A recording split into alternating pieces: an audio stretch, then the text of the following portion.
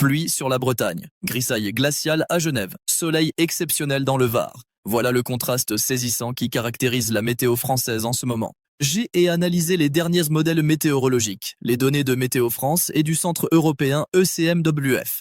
La situation actuelle révèle une France coupée en deux par un flux zonal persistant qui apporte des conditions très différentes selon les régions. Et ce schéma va connaître une évolution significative dans les jours à venir. Commençons par l'Ouest. La Bretagne subit un déluge depuis plusieurs jours maintenant. Les cumuls de précipitations dépassent largement les normales saisonnières. Les pluviomètres en Loire-Atlantique affichent des valeurs impressionnantes. Les eaux stagnent dans les champs, les sols sont saturés, les rivières débordent et inondent certains quartiers. Après le Gard et l'Hérault qui ont eu les pieds dans l'eau ces dernières semaines, c'est au tour de la façade atlantique de subir ces pluies incessantes. Cette masse d'air doux et humide provient directement de l'Atlantique. Elle circule le long d'un courant jet particulièrement actif. Les dépressions se succèdent les unes après les autres, apportant leur cortège de pluie et de vent. Les températures restent douces pour la saison, oscillant entre 6 et 10 degrés selon les secteurs. Mais cette douceur a un prix. L'humidité constante et le manque total de luminosité. La Vendée connaît exactement la même situation. Cette pluie qui mouille les parapluies, comme on le dit si bien, c'est normal pour la Bretagne, certes. Mais l'intensité et la durée de cet épisode pluvieux sortent de l'ordinaire. Les nappes phréatiques se rechargent correctement, ce qui est une bonne nouvelle après plusieurs années de déficit. Mais les désagréments au quotidien sont réels. Toulouse a connu une matinée ensoleillée aujourd'hui, mais le ciel est progressivement assombri au fil des heures. En fin d'après-midi, la pluie est invitée, et elle est tombée de manière intense. Ce schéma va se répéter dans les jours qui viennent. Des éclaircies le matin, suivies d'un ciel qui se couvre, puis des averses en soirée. Dans le Périgord noir, la journée a débuté sous un ciel découvert, presque bleu. Le vent soufflait fort, puis progressivement, la couverture nuageuse s'est installée jusqu'à devenir complète. Les températures sont passées de 6 degrés le matin à 11 degrés dans l'après-midi, avant que la pluie ne s'invite de manière abondante en soirée. Ces variations rapides sont caractéristiques du flux perturbé actuel. Près de Caen, en Normandie, la journée a été parsemée d'averses légèrement venteuses. Rien d'exceptionnel pour la région, vous me direz. Mais cette grisaille permanente pèse sur le moral. Et l'absence de soleil prolongé fatigue. Beaucoup d'entre vous expriment cette lassitude face à ce temps morose qui s'éternise. Passons maintenant à la région parisienne et au centre. Avignon a connu quelques heures de soleil en début de matinée. L'espoir d'une belle journée était là, mais le soleil s'est montré paresseux au fil des heures, puis a totalement disparu. Cette déception est compréhensible après plusieurs jours de gris, et malheureusement, une nouvelle semaine de pluie et de grisaille se profile. En Meurthe et Moselle, une journée exceptionnelle est produite aujourd'hui. Un très beau soleil, chose rare dans ce secteur en cette période. Mais au coucher du soleil, le froid est fait sentir de manière vive. Les températures ont chuté rapidement. Pour demain, les espoirs de voir ce soleil persister sont faibles. Le retour à la grisaille habituelle semble inévitable. Lyon et ses environs restent dans un calme trompeur. Des températures autour de 8 degrés. Un ciel uniformément gris. Pas de précipitations significatives, mais aucune éclaircie non plus. Cette monotonie météorologique étend depuis plusieurs semaines. Pour ceux qui apprécient de la variété, c'est particulièrement décevant. Cette période de stabilité grise touche à sa fin. Les modèles indiquent un changement de configuration à partir du début de semaine prochaine. Maintenant, dirigeons-nous vers l'Est et les régions plus froides. Genève traverse ce que l'on peut appeler une station arctique, une grisaille glaçante à toute épreuve. Le brouillard persiste jour après jour. Les températures restent bloquées en dessous de zéro en permanence. Cette situation de froid humide et de brouillard givrant est particulièrement pénible. On ne voit pas à 10 mètres devant soi. Le verglas se forme sur toutes les surfaces. Et surtout, aucun rayon de soleil ne perce cette chape de brume glacée. Il faudra peut-être attendre le début de l'été pour voir un rayon de soleil passer, comme certains le font remarquer avec humour. Mais plus sérieusement, ce type de blocage anticyclonique en altitude peut effectivement durer plusieurs semaines. Comparez cette situation à celle du Var. Ce matin, moins 3 degrés sous un soleil éclatant. Dans l'après-midi, 13 degrés. Une journée parfaitement ensoleillée et douce pour la période. Le contraste avec Genève, située à quelques centaines de kilomètres seulement, ne pourrait pas être plus marqué. Cette différence illustre parfaitement la complexité de la météorologie française en ce moment. Une masse d'air froid et humide stagne dans les vallées alpines et sur le plateau suisse, tandis que l'air méditerranéen reste doux et sec. Perpignan connaît également un temps sublime. Tous les jours, le soleil brille, les températures dépassent les 15 degrés. Pour ceux qui attendent la pluie dans ce secteur, l'attente se prolonge. Les conditions anticycloniques persistent sur l'arc méditerranéen. Aucun système pluvieux ne parvient à franchir le relief des Cévennes et des Pyrénées. Toute l'humidité reste bloquée sur la façade atlantique. Examinons maintenant la situation d'un point de vue plus technique. Le modèle Arpège de Météo France et le modèle européen ECM-WF montrent un accord remarquable sur l'évolution à court terme. Le flux zonal va se maintenir jusqu'à dimanche. Les dépressions continueront de circuler d'ouest à est, apportant leurs pluies sur la moitié nord et ouest du pays. La moitié sud et est restera à l'écart de ces précipitations, protégée par des hautes pressions résiduelles. Le jet stream se situe actuellement à une latitude assez basse, autour du 45e parallèle. Il est particulièrement puissant, avec des vents en altitude dépassant les 200 km/h. Cette configuration explique la succession rapide des systèmes dépressionnaires. Chaque perturbation traverse le pays en 24 à 36 heures, laissant place à la suivante sans véritable répit. Les cumuls de précipitations depuis le début du mois sont remarquables. La Bretagne a reçu en moyenne entre 120 et 150 mm. Certains secteurs dépassent les 200 mm. Ces valeurs représentent environ 2 fois la normale pour une période de janvier. Les sols ne peuvent plus absorber. Le ruissellement est maximal. Les nappes phréatiques montent rapidement. Vigicruise a émis plusieurs alertes pour des cours d'eau en crue dans le Grand Ouest. À partir de dimanche soir, la configuration commence à évoluer. Le flux zonal S affaiblit progressivement. L'anticyclone des Açores tente de remonter vers le nord. Cette évolution va permettre une accalmie temporaire sur la façade atlantique. Les pluies vont se faire moins fréquentes et moins intenses. Mais attention, cette amélioration sera de courte durée. Mardi et mercredi, un nouveau système dépressionnaire se creuse sur l'Atlantique Nord. Les modèles divergent légèrement sur sa trajectoire exacte. Le modèle GFS américain le fait passer plus au nord, épargnant relativement la France. Le modèle ECM-WF le positionne plus au sud, ce qui apporterait des pluies conséquentes sur le nord du pays. Cette incertitude est typique des prévisions à échéance de 4 à 5 jours. La confiance dans les détails reste modérée. Mais la tendance générale est claire. Les conditions perturbées vont persister. Pour jeudi et vendredi, les modèles S accordent sur un renforcement du flux des ouest. De nouvelles perturbations activeront les précipitations sur l'ensemble de la moitié nord. La Bretagne, la Normandie, les Hauts-de-France et le Grand Est seront particulièrement concernés. Les cumuls pourraient atteindre 30 à 50 mm supplémentaires. Pour des sols déjà saturés, cela pose problème. La situation dans les Alpes mérite une attention particulière. Actuellement, les chutes de neige se produisent au-dessus de 1500 mètres d'altitude. La limite pluie-neige reste relativement haute en raison de la douceur de la masse d'air. Mais à partir de mercredi, un flux de nord-ouest va s'installer. L'air plus froid va faire baisser cette limite vers 1000 mètres, voire 800 mètres sur certains massifs. Les stations de moyenne altitude vont enfin recevoir de la neige en quantité. On attend entre 20 et 40 cm au-dessus de 1200 mètres entre mercredi et vendredi. Les Pyrénées connaîtront une évolution similaire, mais légèrement décalée dans le temps. Le flux de ouest puis de nord-ouest apportera de l'humidité à partir de jeudi. La limite pluie-neige se situera vers 1200 mètres jeudi, puis descendra vers 900 mètres vendredi. Les cumuls seront significatifs en altitude, avec 15 à 30 cm attendus sur les sommets. Le massif central reste dans une situation intermédiaire. Les précipitations seront présentes, mais sous forme de pluie jusqu'à 1000 mètres d'altitude la plupart du temps. Seuls les points culminants au-dessus de 1300 mètres verront de la neige. Les cumuls de pluie seront modérés, entre 10 et 20 mm sur la période.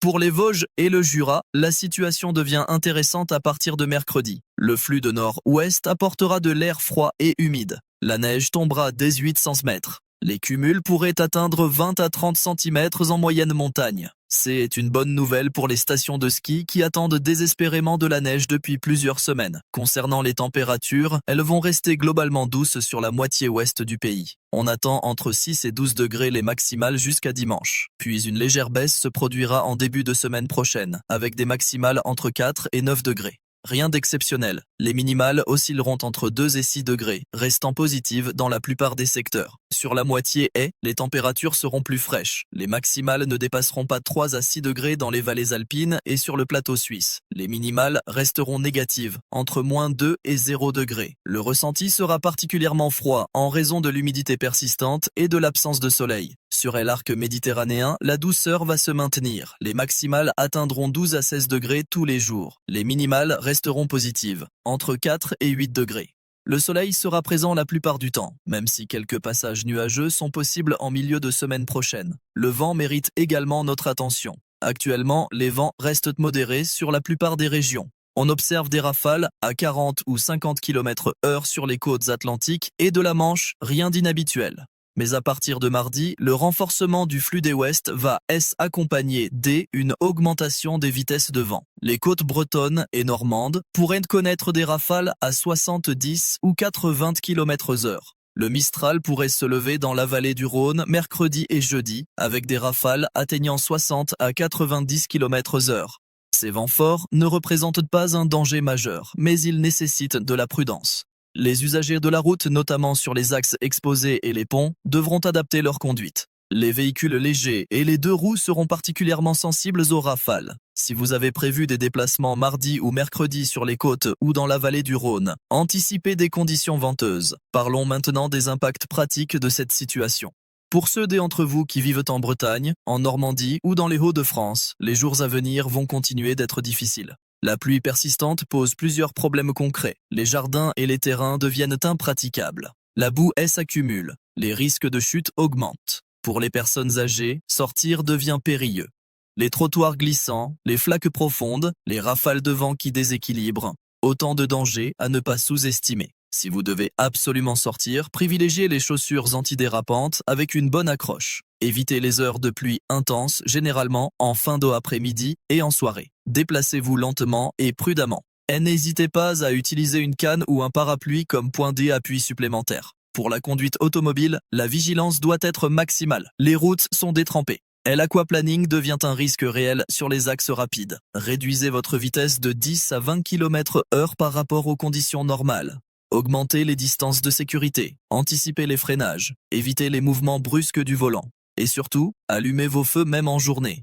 La visibilité est réduite par la pluie et les projections de haut. Être vu par les autres usagers est essentiel. Les risques d'inondations localisées existent dans les secteurs où les sols sont saturés et où les systèmes de drainage sont dépassés. Si vous habitez dans une zone historiquement sujette aux inondations, surveillez les cours d'eau proches de votre domicile. Consultez régulièrement le site Vigicru. En cas de montée des eaux rapides, éloignez vos véhicules des zones basses. Déplacez les objets de valeur en hauteur. Préparez un kit d'urgence avec lampe torche, radio à pile, eau potable et médicaments essentiels. Ne traversez jamais une route inondée à pied ou en voiture. 30 cm de haut suffisent à emporter un véhicule. 15 cm suffisent à déséquilibrer un piéton. Si vous rencontrez une route submergée, faites demi-tour. Cherchez un itinéraire alternatif. Mieux vaut perdre 15 minutes qu'un véhicule ou pire, sa vie.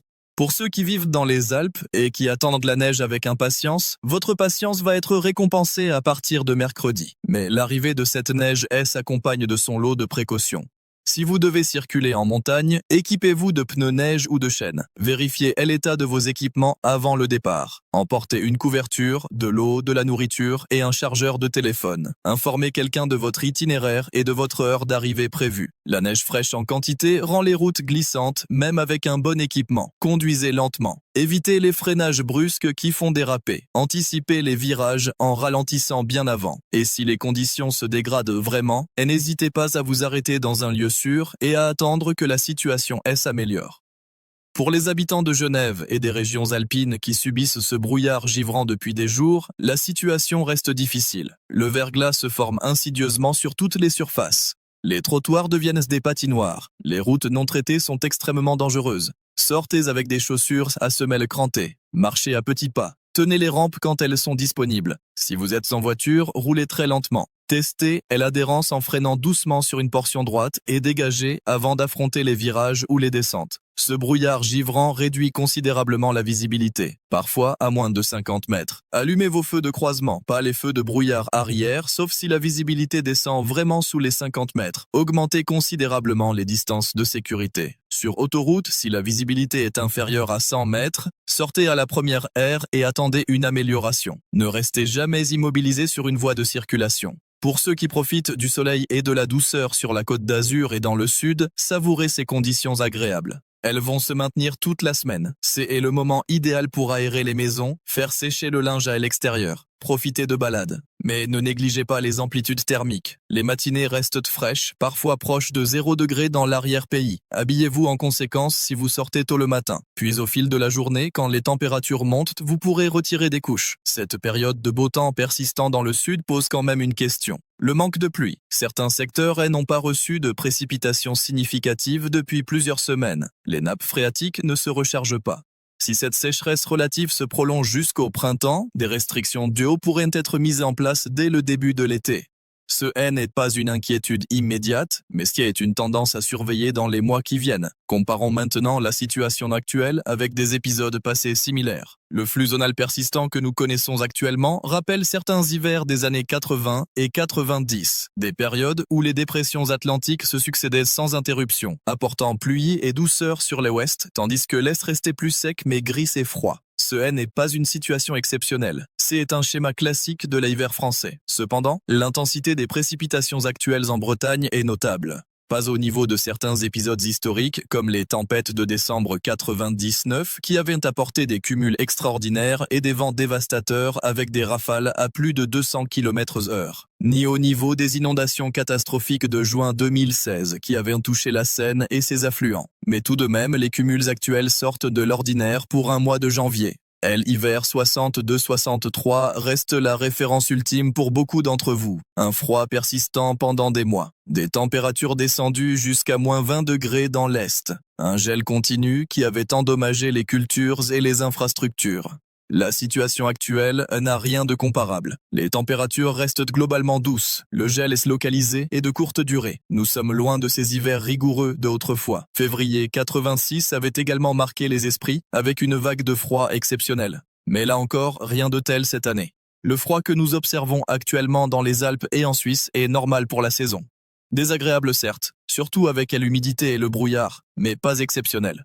En regardant vers l'avenir plus lointain, au-delà de la semaine prochaine, les modèles montrent une grande incertitude. Certaines simulations suggèrent une poursuite du flux zonal perturbé. Des autres montrent un possible blocage anticyclonique qui pourrait apporter du temps sec mais froid. Des autres encore indiquent un basculement vers un flux de nord qui apporterait de l'air vraiment froid depuis la Scandinavie. À ce stade, il est impossible de privilégier un scénario plutôt qu'un autre. La confiance dans les prévisions au-delà de 7 jours reste faible. Ce que l'on peut dire avec une confiance raisonnable, est que l'hiver n'est pas terminé. Nous sommes à la fin janvier. Février peut encore réserver des surprises. Mars également. Le retour d'un temps vraiment printanier ne se produit généralement pas avant la mi-mars, voire début d'avril selon les années. Patience donc pour ceux qui attendent le retour du soleil et de la chaleur. Pour conclure, résumons la situation.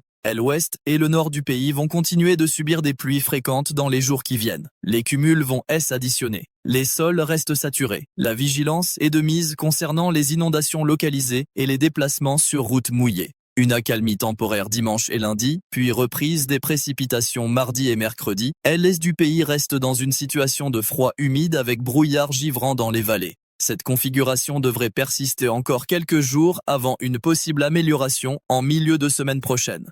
En montagne, l'arrivée de neige significative à partir de mercredi est une bonne nouvelle pour les stations et les amateurs de sport d'hiver. Le sud profite de conditions agréables avec soleil et douceur. Cette situation se maintient toute la semaine. Mais le manque de pluie commence à devenir préoccupant sur le long terme pour les réserves en eau. Les conditions actuelles ne sont ni catastrophiques ni exceptionnelles. C'est l'hiver, avec ses contraintes, ses désagréments, mais aussi ses particularités régionales. Adaptez-vous aux conditions de votre secteur, prenez les précautions nécessaires, et surtout prenez soin de vous et de vos proches, particulièrement les personnes âgées et les enfants qui sont plus vulnérables aux conditions difficiles. Je continuerai de suivre l'évolution de cette situation dans les bulletins des prochains jours. Les modèles météorologiques seront actualisés. Les prévisions seront affinées. Si des changements significatifs apparaissent, je vous en informerai immédiatement. En attendant, restez vigilants, restez informés et adaptez vos activités aux conditions météorologiques.